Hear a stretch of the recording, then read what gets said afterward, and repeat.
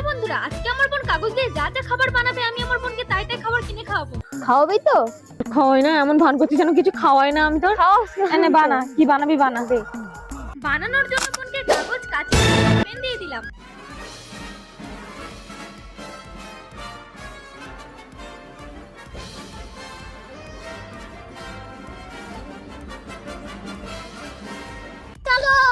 এ দিদি, হ্যাঁ এদিকে আয়।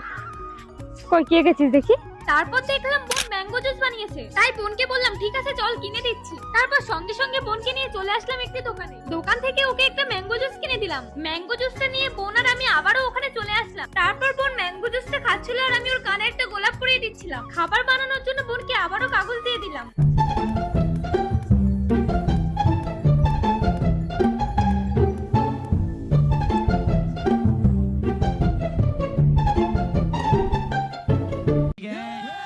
এ দিদি, হ্যাঁ এদিকে আয়। আবার কি গেছিস তুই? দেখ, ম্যাঙ্গো জেলি। তুই কি আজকে সব ম্যাঙ্গোতে পেয়েছে নাকি? আমার খেতে ইচ্ছা করছে, চল কিনে দিবি। তারপর বোনকে নিয়ে আবারও দোকানে চলে আসলাম। ওখান থেকে একটা ম্যাঙ্গো জেলি কিনে বোনের হাতে দিলাম। তারপর জেলিটা নিয়ে আবারও ওই জায়গায় চলে আসলাম। কাগজ থেকে জেলিগুলো বের করে বোন সাথে সাথে সব খেয়ে নিল।